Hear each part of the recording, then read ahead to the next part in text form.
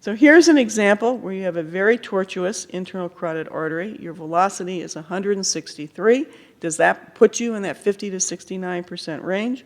Well, when you look on the grayscale and you look on the color, you do see the velocities increase. There's some focal color aliasing, but there's absolutely no plaque. So the reason you have the elevated velocity is because the vessel is tortuous, and velocity does increase as the blood flows around the curve. But there's actually no stenosis, and so I'm comfortable reading this out as elevated velocity due to tortuosity, no underlying stenosis.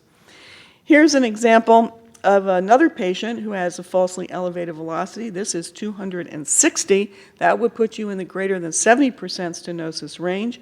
And you can see, though, that on the grayscale, on the color, there's really no plaque there at all. And the reason that this velocity is elevated is because you have a contralateral occluded internal carotid artery.